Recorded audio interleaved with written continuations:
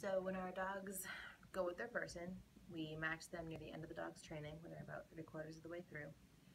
Then we schedule a placement class. So we have a group come back, usually of 3 to 7 clients at a time, and they're with us for 2 weeks here on site. We meet every day and they learn how to work with their dog as well as how to care for their dog. We go over the ADA law about service dogs, what their responsibilities are, what a business's responsibilities are, and expectations. We also go over the ADI rules. ADI is Assistance Dogs International.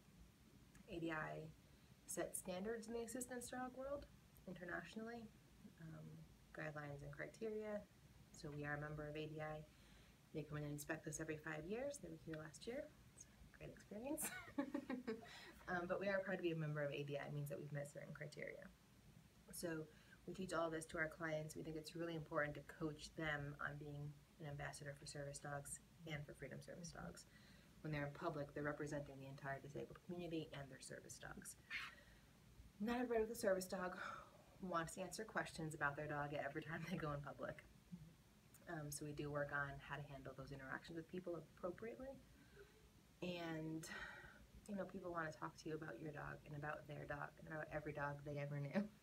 So we do role playing.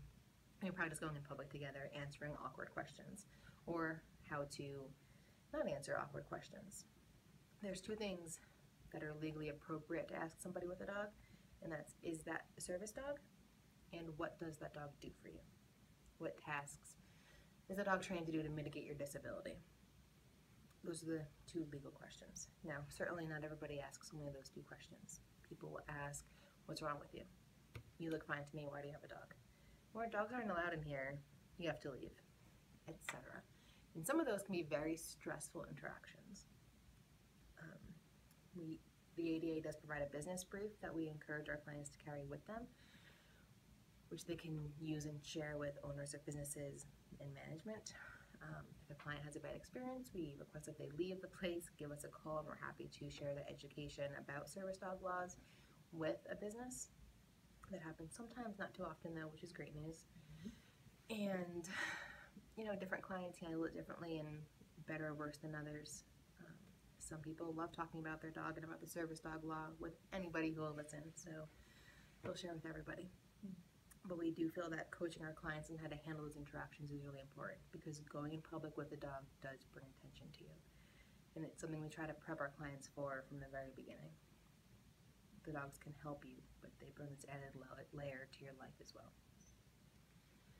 We have a speakers bureau group of volunteers that go into the community and do demonstrations and presentations as well. So they go to schools and to VFWs and to businesses. We really feel that education is a part of our responsibility. There's a lot of questions around assistance dogs. There's a lot of confusion around assistance dogs. And although we're familiar with the law, there's questions that we get stuck on too. We have children clients who take their dogs to school, clients who are taking their dogs to work, to hotels and flying and going out of the country, and it gets complicated. It's not all easy. And people who are familiar with service dogs, businesses, it's no big deal. But it's also a problem if a business has had a bad experience with a dog who was a service dog or is maybe not a service dog. So we have had a problem with fraudulent service dogs. Colorado passed a law last year making it a misdemeanor if you intentionally misrepresent your dog as a service dog. That law bounced around a lot, and the biggest part of it, I think the most important part, is that it's intentional. If you know your dog is not a service dog and you pretend that they are, you're taking advantage of rights that don't belong to you. So we worked with the Capitol on that. We were at the hearings for that. It was an interesting process. Service dog laws and rules, I feel like, are becoming more and more popular in a bigger conversation, bigger social conversation. And those are all things we do try to prep our clients for and the community for. And our volunteers are advocates for us, and they educate the public. And in the last week, I've had 2 phone calls from people affiliated with us who had questions. And I am so proud that they thought to call us for these answers, because I do want to be that great resource for people and for them to have somebody to call with these questions, because it does get so complicated.